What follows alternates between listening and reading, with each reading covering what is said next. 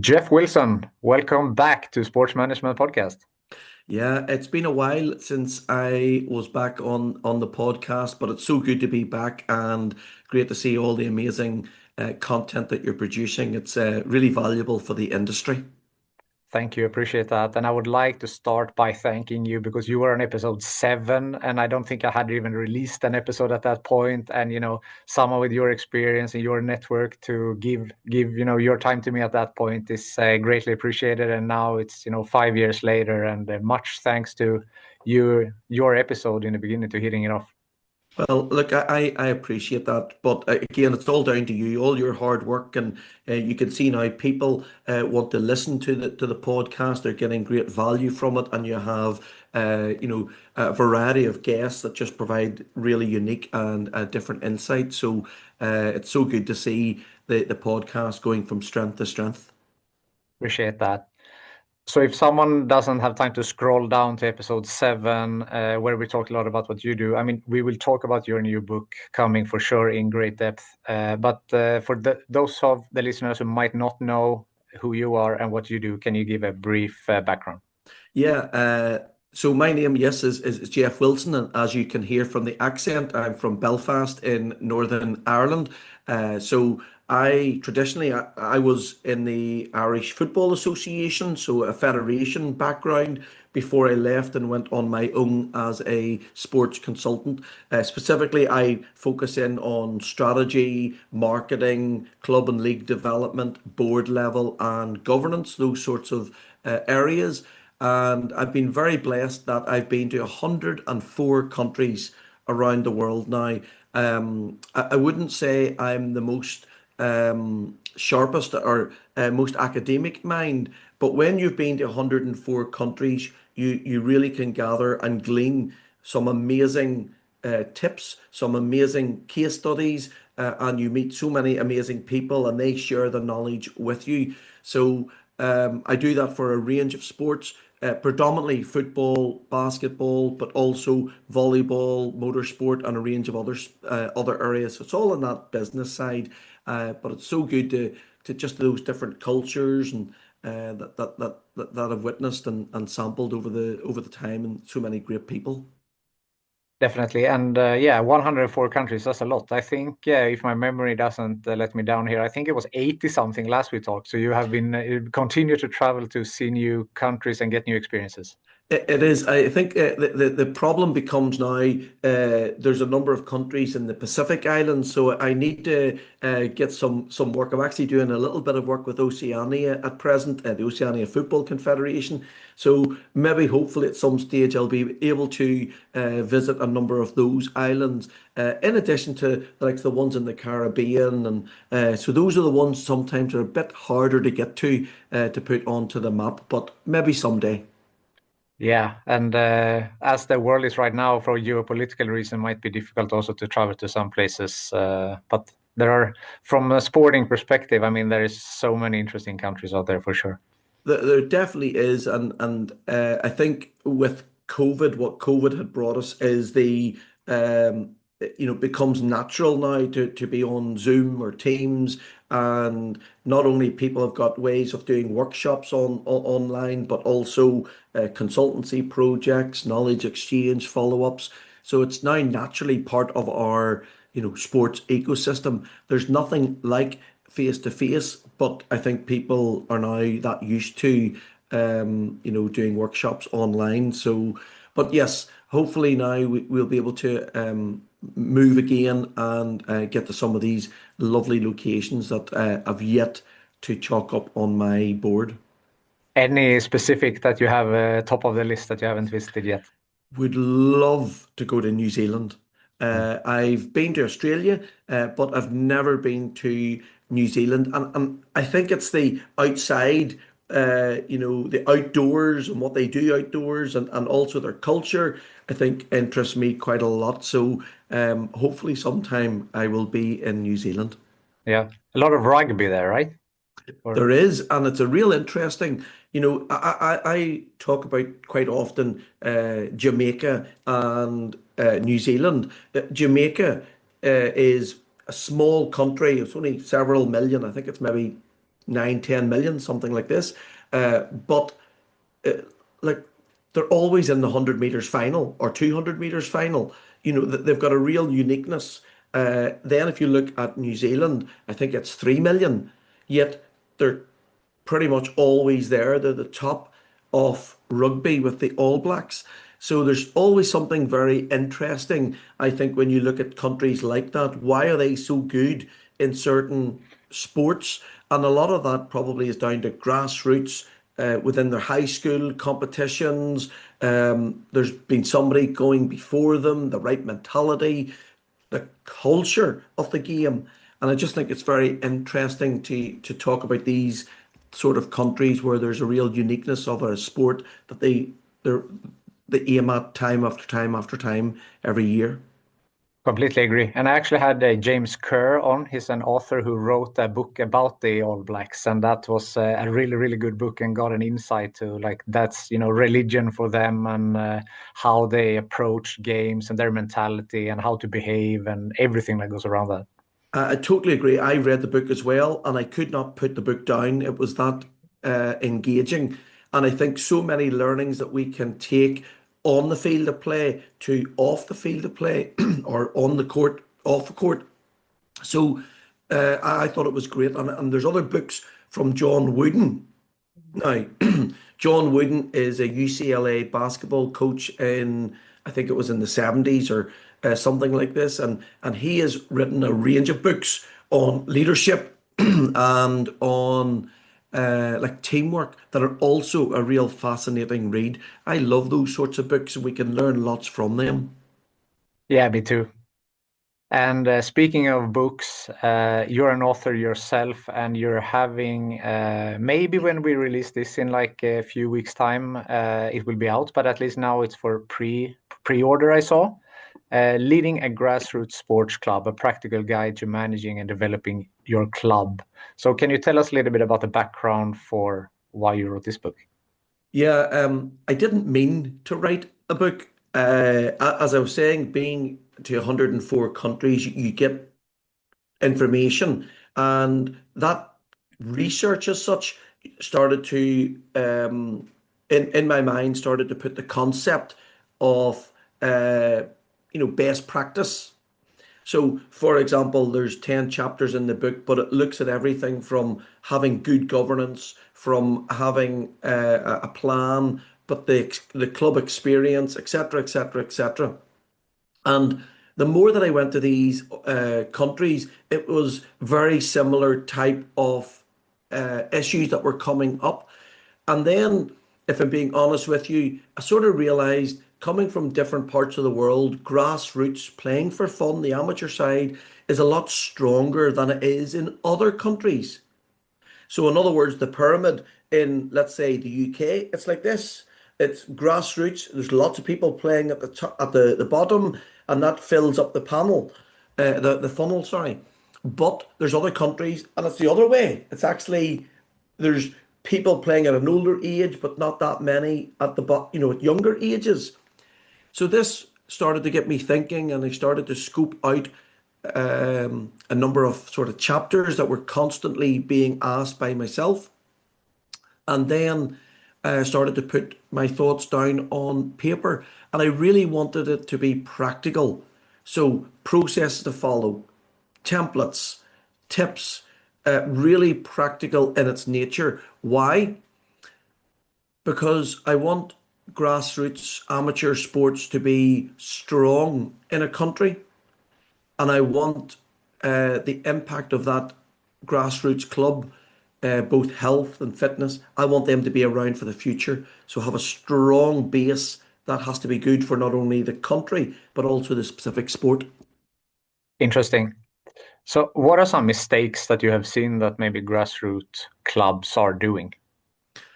Yeah, I think the number one mistake is when they try to get volunteers, and on the volunteers, there's maybe a limited number of volunteers, so they just go and grab anybody who's got time. We call it putting a square peg in a round hole. So, in other words, the person doesn't have the skills to do that. Then what happens? That person end up does one job. two jobs, three jobs. And at grassroots, that person does lots of jobs. And they then become, everything about the club, in essence, is down on one shoulders or maybe two shoulders.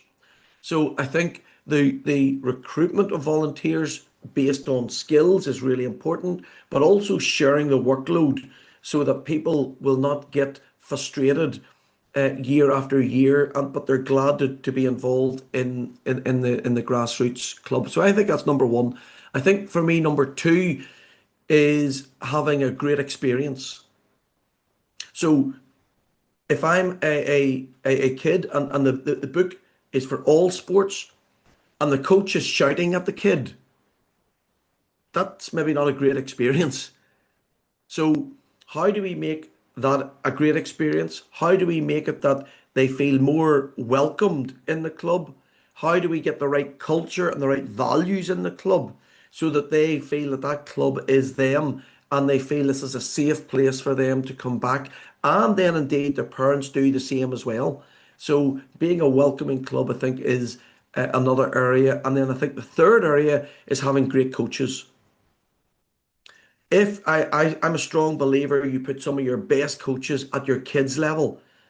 Because if you put your best coaches at a kids' level, they're being taught the sport and the technique correctly. So having good coaches that can communicate and have got the knowledge. So those are the three things for me. I love those. And isn't the issue sometimes that in grassroots clubs that the coaches that you have usually on the lower ages are someone's parent, and they might not have the coach's education. They are biased in their decision because they want their son or daughter to play more. And you're having these type of issues instead of, you said, maybe to take the best coach and put it on the lower level.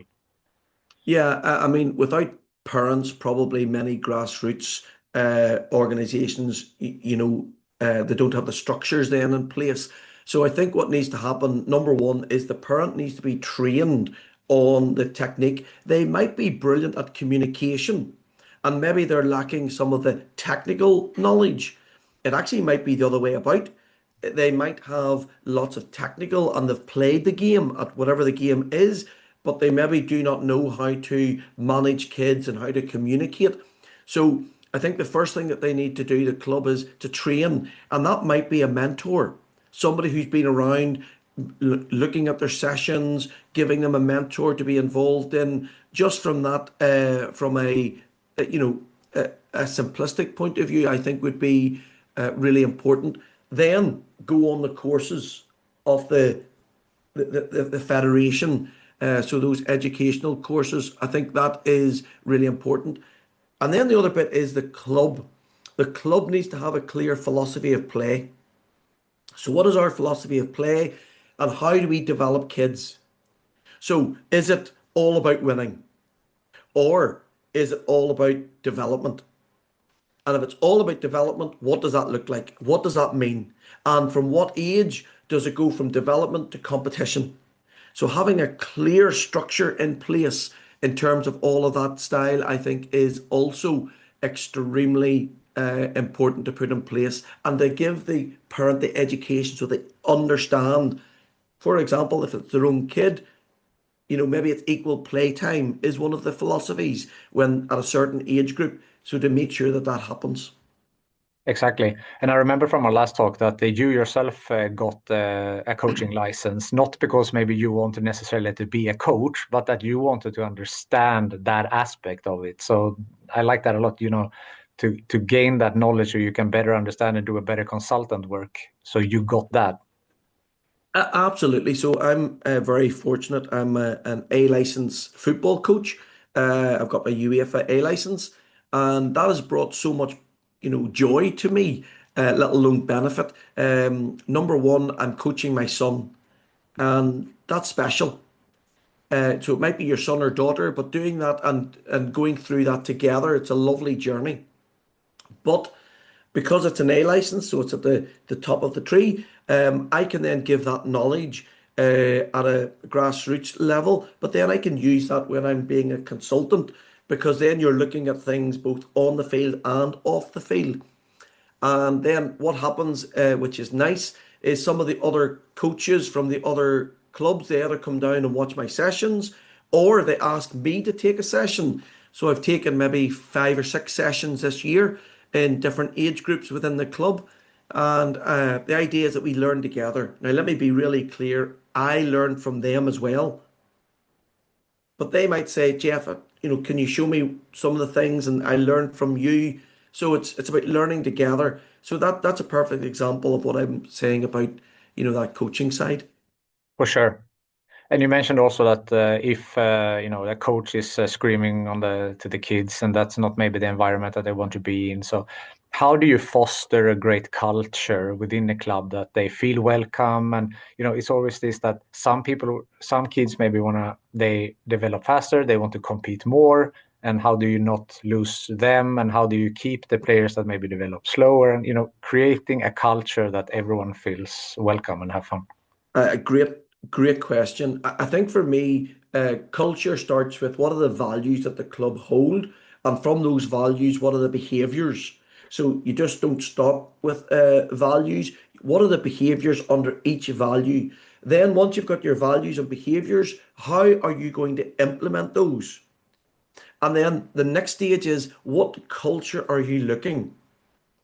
Are you looking a culture of friendliness, development, or are you looking a culture of it's all about winning?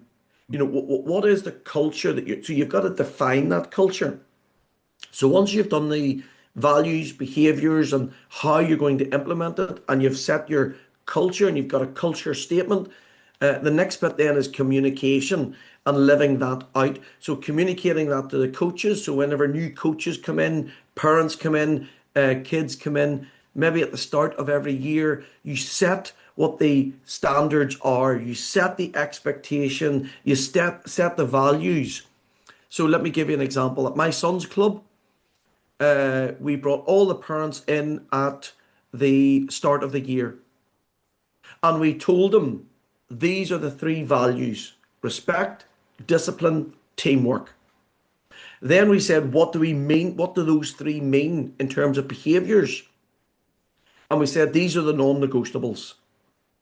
Then I would say once a month, and I'm telling you honestly, I was at the football last night and we mentioned them last night. That is not a lie. We honestly, so about once a month, we reinforce them by verbally, but also we have to live by them, the coaches.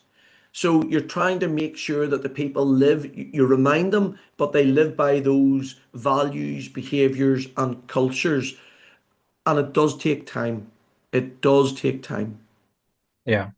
No, of course, that the culture's not built on a day. And going back to the All Blacks as well, that's something that goes for generation to generation. But when you have built that strong culture, when someone new, an outsider, is coming into that culture, then it's pretty clear that, you can see that this is the culture, this is what we're doing. You're absolutely right. And that can, when somebody new comes in, you want them to be welcome and all the rest of it. Do they fit in with the culture or do they not? And that in itself is a real interesting, dilemma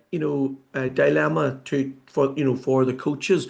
But some people, I think, in grassroots, they don't set the standards, they don't set the behaviors, they don't set the values, they don't set the culture up front.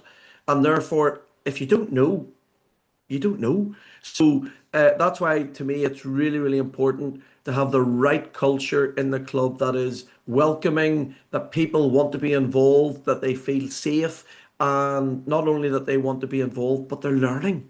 And it's a place where they want to be, and they've created friendships, especially at the youth level, and bringing them up. For us, what does success look like? We want to see the kid smile. We want to see them smile and enjoy it. We want to see those that are better than our club move to other higher clubs. And then those within our club, they are progressing. Now, that might be small, it might be big, it might be tactically, but it might be also their personality. But we see them developing, and and growing. The last thing I would say on that is I don't think sometimes a coach realizes if that coach is a mentor, an educator, a teacher, all of those bits, how important they are and how important they are to the life of a child when that child's growing up. That child will listen to the coach. So that coach has got even more responsibility, you know, not only technically, but to that person as their personality. You don't want to think like that because you're like, oh my goodness. But the coach plays such a vital role.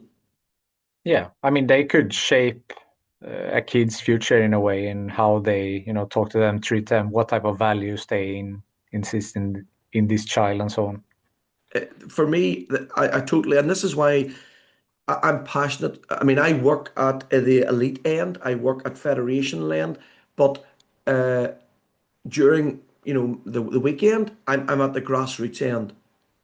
And I can see, and this is why I think the book was important for me.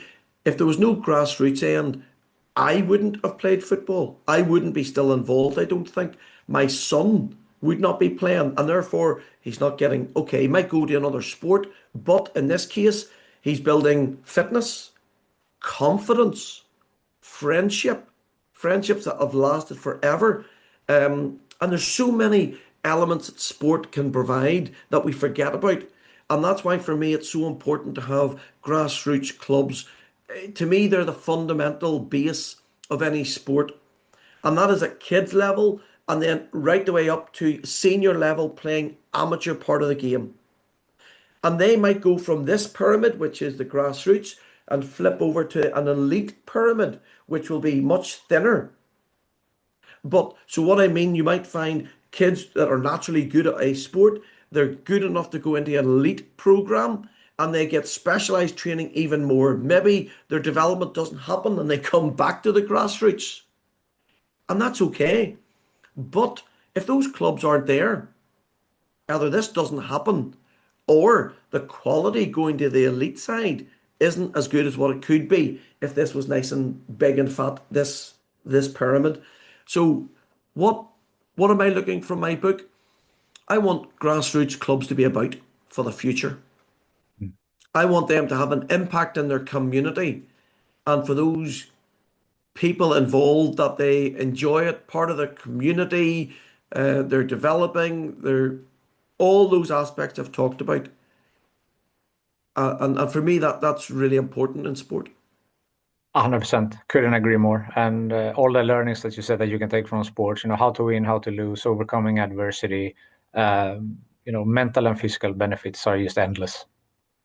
It, totally, for me, I can see it when I grew up, but I can also see it through my children, and I would say even more so because I'm a bit older. I can now sort of look at what they and how they are developing. I'll put it this way: my son went into a primary school, and the teacher was saying since he has started to play football, his confidence has just blossomed. And he comes in talking about football. It's a important to him, but it is bringing him out of his shell. And that's a sport. I didn't do that, but the sport did, and the people around him. And now he goes to school with his friends, and they're a team off the field, let alone on the field.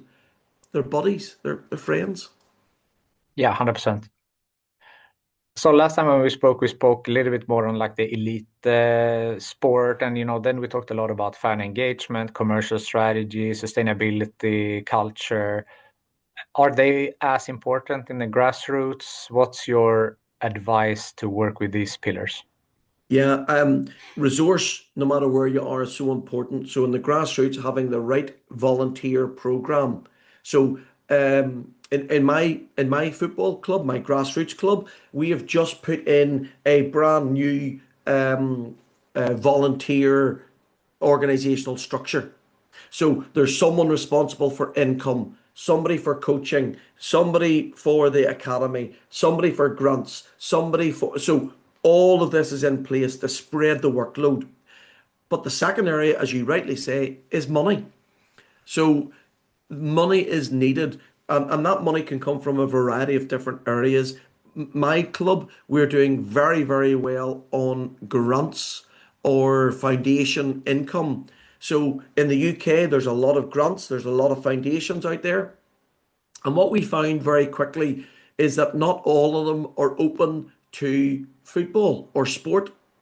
So what we did, we have our governance is we're a community sports association.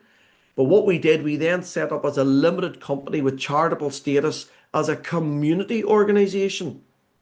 And now what happens, I'm able to apply for grants on this mechanism, and I'm able to apply for grants on this mechanism. This now opens us up to more grants that we would bring in, and we might be securing 100 to 120,000 sterling a year just on grants. We've just secured an electronic robot lawnmower.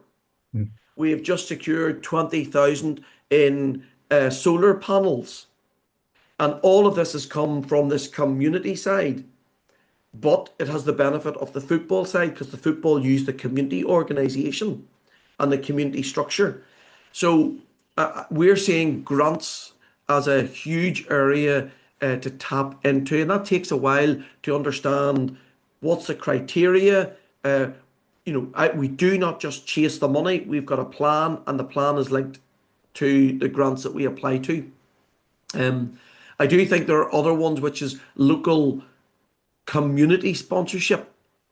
So whether you're a butcher or you're a baker, they still need people to come into their shops. Well, why not do that through Grassroots? My club has 500 kids. That's 500 parents. Well, it's actually 1,000 parents. That's a lot of people that they can drive into their community business. So that's doing quite well. And then sometimes there's a fee for the kids to participate, and then they get some kit in return, and it pays for a whole range of the rental of the pitches if you don't own them. Now there are others, but those would be sort of the main things. But for me, it goes back to having a strong structure of people in place, and then having a plan that has a clear income streams that feeds. And it's not easy. But again, because I've managed to do that in our club, you can see what's good and what's bad and where the learnings are. Yeah, but so start with the people. That's what you say, and then build from there. Start with the people, get the people in place, make sure you've got a plan in place, link the plan to the organizational chart, and then start to get the money in place and where those revenue streams are being. I'm a strong believer, have a brilliant product, the money will follow. You don't start with money. What is it we're looking to do? Have a great experience, have clear values, all of those bits, have a great product that you're delivering, and the money will eventually follow if you're doing it right. Yeah, for sure. And I think I have quoted your fan engagement model probably at least 20, 30 times on this podcast when you had like the four squares and you have the, game day at the stadium, game day not at the stadium and so forth. When we talk about grassroots clubs, and I mean, maybe ticket sales isn't like the main driver for revenue, but do you still see the importance in having a fan engagement strategy for a grassroots club? Yes. To me, grassroots is all about community. So the club needs to go out to the community and engage the community and come back into the community. So my club, we have a stitching class, a cooking class, we have an after-school education program, all amateur. We have a church, we have Irish dancing. So it becomes a community. So what happens is people, when it's non-match day, they come to our location and they're doing something, arts, culture, education, and that is educating them and engaging those fans in our club.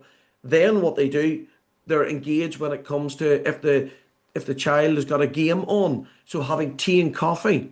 and making that a good, having somewhere that if it rains, they can go in under. So having that engagement is extremely important.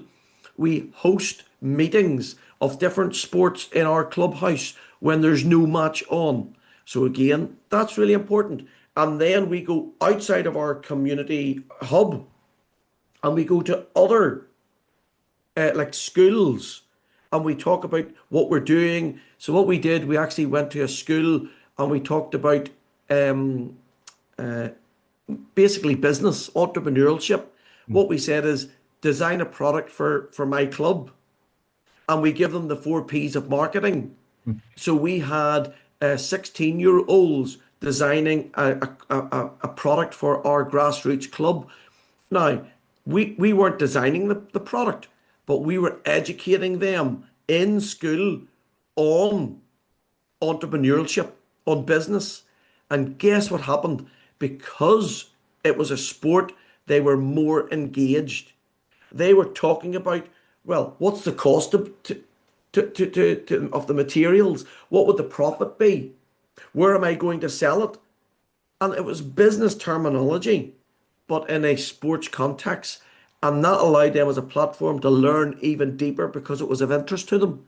So we do a lot of those areas. So in answer to your question, yes, we do a lot in this space.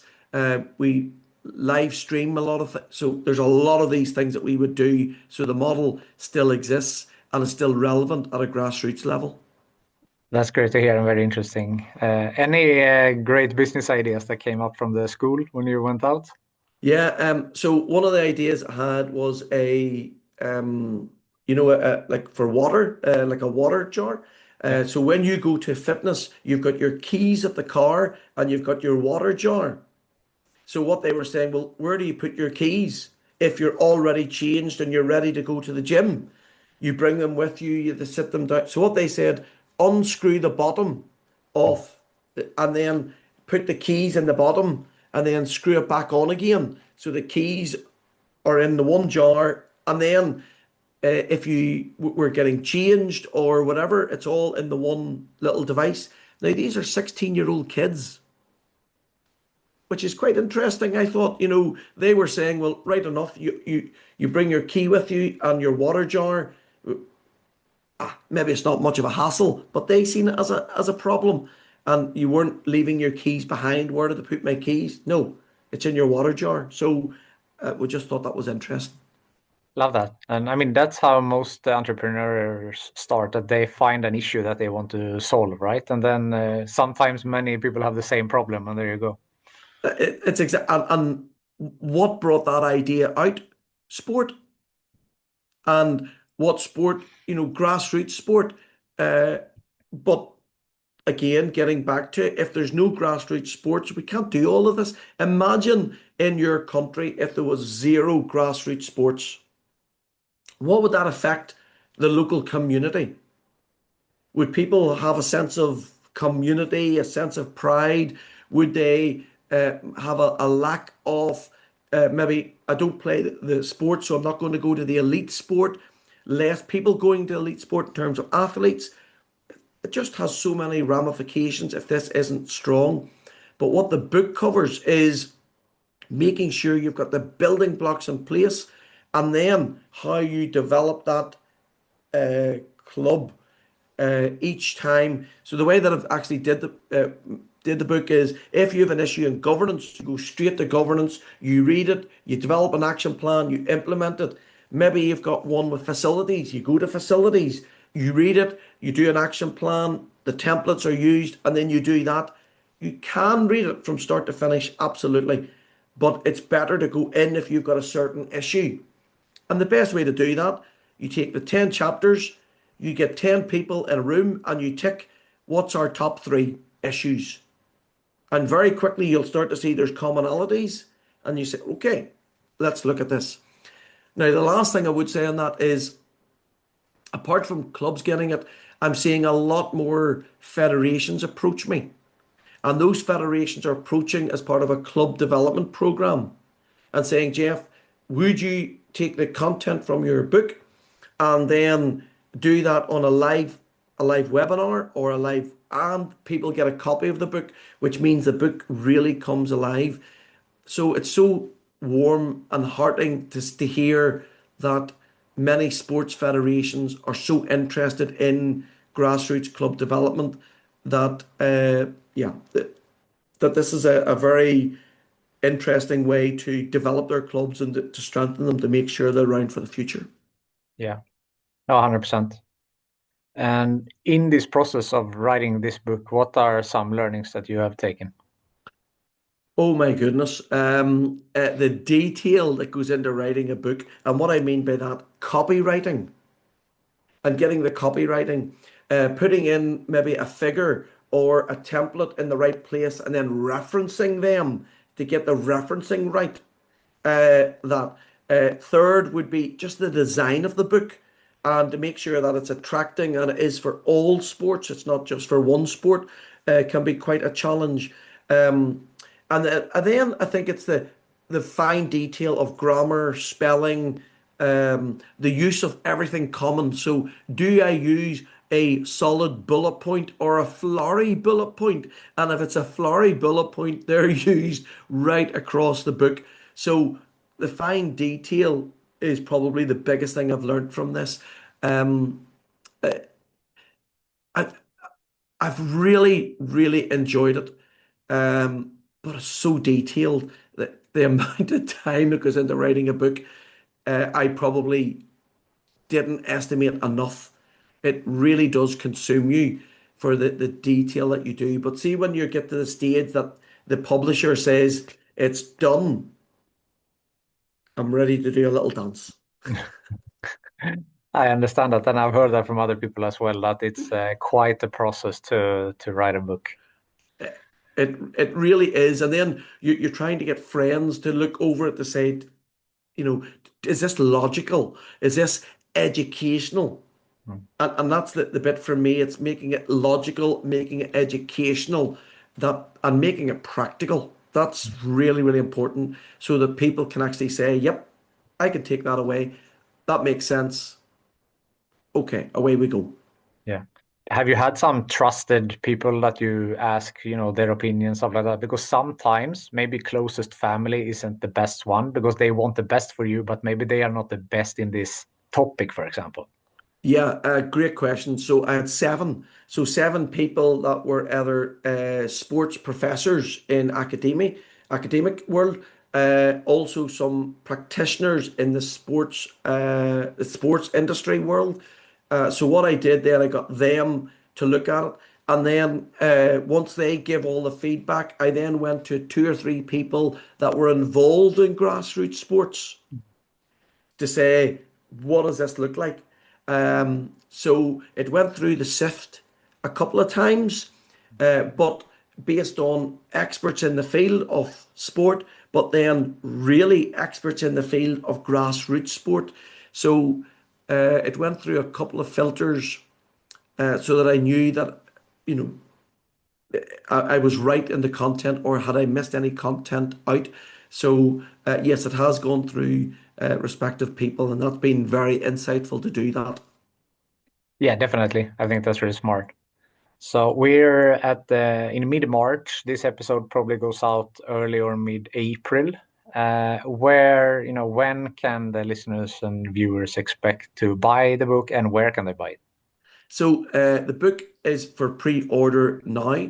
It will be officially launched on the 31st of March 2026, and you can buy it on Amazon. You can also buy it at Routledge. So Routledge is the publisher, but it's as easy to go to Amazon and to type in "Leading a Grassroots Sports Club." So, Leading a Grassroots Sports Club by Geoff Wilson, and you will see it pop up on Amazon or indeed on Routledge, the publisher. But even just go into Google, Leading a Grassroots Sports Club, and the links will come up. Awesome. You have done your work there, so you're high on the search engines.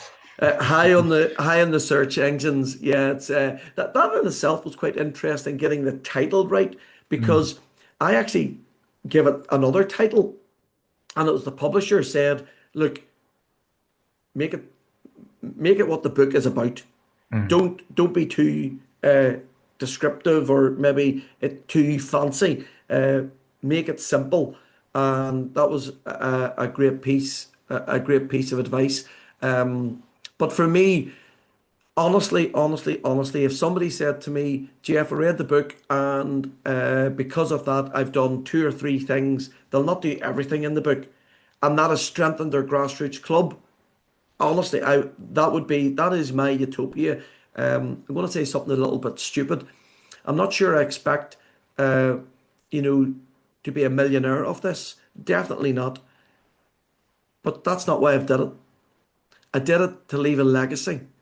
I did it that people in their clubs leave a legacy. And if somebody at the end of this says, yep, my club is better off because of five or six things or whatever it is that I've implemented, I'll say that's why I wrote the book. I think that's a great reason for writing a book as well, to try to leave the world in a little bit of a better place. Well, that's, and I think sport is one of those places that can do that. With everything that goes on, sport allows us to, um, it, yeah, it just has a unique place in the hearts of human beings. And sport is like music, it's like other industries. It just happens to be our industry is sport, which is an amazing industry. We need grassroots sports clubs and, yeah, the more sports, whether you are skating, whether you are handball, ice skating, volleyball, basketball, football, rugby, this, we all need a strong grassroots pyramid in place. Completely agree. So, yeah, now they know where to go and buy the book. It's been a great chat once again, Geoff. I'd like to end on a networking question. So, who from your network do you think would be a good guest on this show? Oh, that's a great question. So I have a good friend called Kenny McLeod. So Kenny was the commercial director at or commercial manager at Celtic and the commercial director at the Scottish FA. And Kenny is an amazing uh, sports consultant. I would say he's better than me. He is just has it. He's just brilliant. I've learned so much from him. But he takes the practical, sorry, the theory and makes it really simple and practical, yet so educational. But here's the twist. He has developed a sub brand called the Hebridean Baker. And he has taken what his learnings from sport and used that in the Hebridean baker to bake food.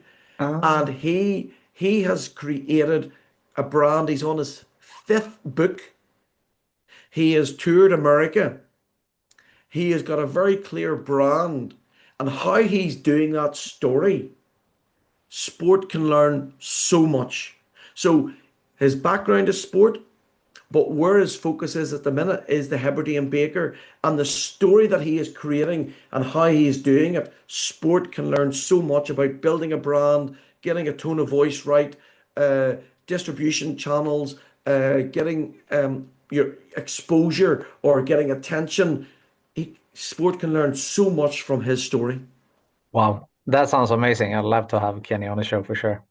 And a real uh, good individual as well. Kenny was one of the ones who actually read the book as well. So, Ah, yes. that's why I say Kenny. And I was with him recently in America when we were with an NBA, NHL, and an MLS stadiums when we were working recently. But what he has done in that space, and that's why people would say, well, why would he recommend that? Well, I'm recommending it because what he has done in this space, we can learn so much in sport, and his background is sport. So he's taken this learning. There's so much learnings that we can take from what he's done into sport. 100%. And if he's trusted by you, then he's definitely trusted by me as well. Well, I love that. And do you know what? It is so good to catch up again. And, we need these podcasts to share information because It might be other people in the industry, but it might be people looking to get into the industry. Exactly. Or it might be people who have got maybe an issue. And after talking or listening to some people, that issue might become more clear. So that's why podcasts like this are so important. Thank you. Appreciate that. And maybe now I said that was the last one, but now you mentioned that I also ask for advice for young people who want to get into the industry. So if you have something on top of your head. Yeah, if you are, let's say, university and you're doing a sports management, number one, while you're at university, go get a job, build up your CV. The university and the degree is absolutely vital, but what will make you stand out is what's on your CV. So whether you're president of the society at the university or whether you've got a job in sport, that might mean you've got to volunteer, do it, but make sure the volunteering that you focus on is exactly what you want. If it is social media, say to the club, I want social media. So that's number one. Number two, I would write blogs. Go and do the research, set up your LinkedIn and start to create blog content on a regular basis. This again, because number one, that gets your knowledge, but also it allows people to see who you are and what you're doing. Number three, network. Network, network, network, network, network. Whether that is going to conferences, whether that is going to online webinars, whether that is just reaching out to people on LinkedIn, network with people and definitely do that. And then the last advice I would say is generalize, don't specialize, which is quite different. A lot of people don't do that. What I mean by that is my specialty was marketing. But very, very quickly, I realized if I want to be a leader, I need to know strategy, governance, finance, the technical side. Where if I just stayed in one bit, to be a leader, like a chief executive or a leader, that would be really difficult. So if you are, start to look at different things that you can do. So maybe if you're into PR, maybe do event management. Maybe you're into commercial, do event management. So just widen out your skill sets and build those skill sets up. So hopefully those are four practical tips people can take away. Definitely. I think those are great for sure. Geoff, really, really appreciate you taking the time to jump on the podcast again. Thanks so much. Thank you so much and have a lovely week.